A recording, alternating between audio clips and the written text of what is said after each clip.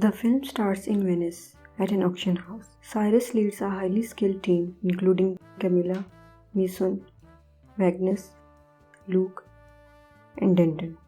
At this time, he had come to the auction with Cyrus. There are cameras everywhere on which the police were watching.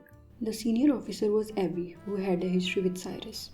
Cyrus and his team were executing two heists at the same time. In London, they target a valuable painting, while in Venice, they stage a fake kidnapping involving N8, a prominent NFT artist. During the staged kidnapping, Cyrus explains to his team the strategy behind the heist. He explains that stolen masterpieces have high value due to increased public interest. His team successfully acquires the painting and sells it to the black market for $20 million.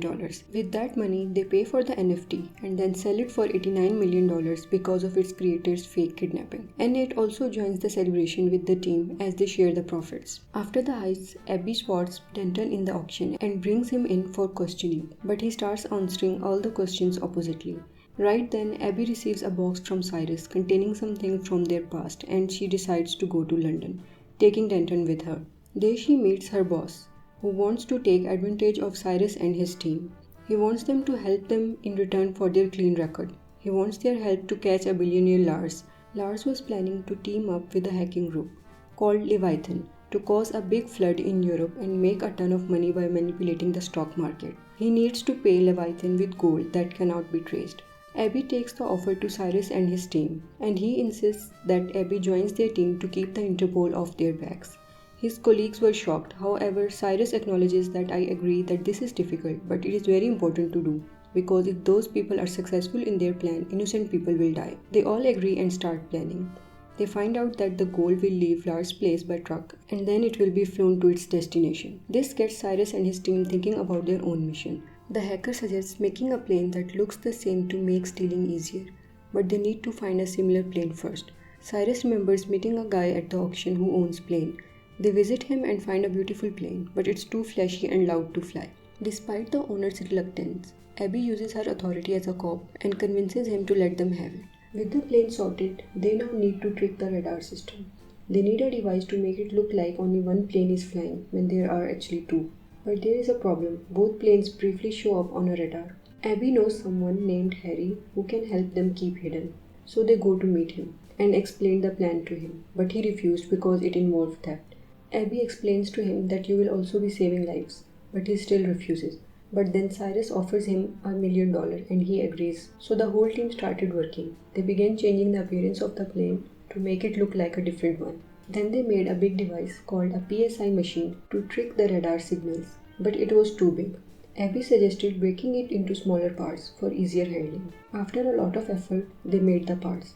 Finally, on the day of the heist, everyone prepared themselves. They split the tickets between business and economy class to cover the whole plane.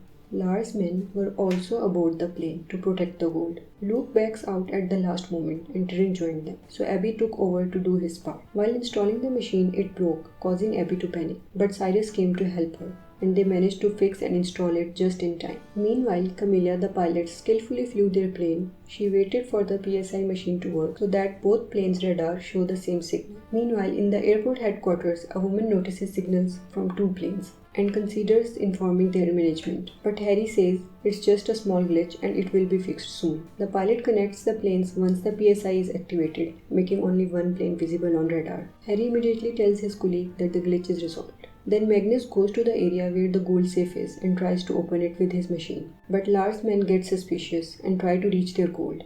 Cyrus stops them, leading to a fight. The pilot senses something wrong with the plane and informs the headquarters. Due to commotion, they are forced to land in a nearby airport. The pilot struggles to land on a small airport but manages it eventually. Meanwhile, Lars gets to know that his plane was diverted and orders his men to find out those who are responsible for this. Magnus and his team is captured by Lars' men on the plane. Magnus apologizes to Cyrus because he couldn't open the safe in time. And now Lars' men have the gold and Cyrus' team under their control. Lars' men force them to fly the plane to Lars' place. Meanwhile, Leviathan finds out about the plane being redirected and they send a representative to meet with Lar. Lar assures her that his men can handle it and tells her to go ahead with the deal and the gold will be arriving soon. During the flight on the plane, Camilla shakes off the stealth mode of the plane to become visible on radar and alert the authorities. Fighter jets are sent to track them, but Lars' men don't let them contact the pilots. But Camilla sends them a message by writing it on the plane and prove their innocence. The jets follow them to make sure they land safely for police to intervene. When they land at Lars' place, the plane damages his property, spilling the gold. Leviathan decides to take the gold and cancel the deal, but Lars gets angry and shoots her.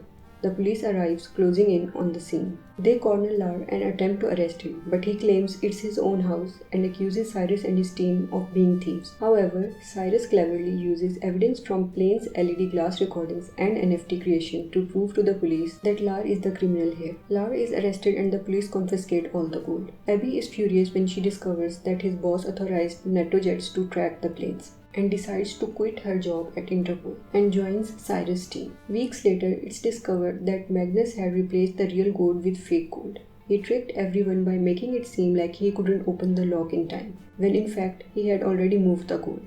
And Luke had never actually backed out. His job was to land the gold to safety. Cyrus and his team successfully pulled off a major heist once again. They retrieve their gold and celebrate their achievement.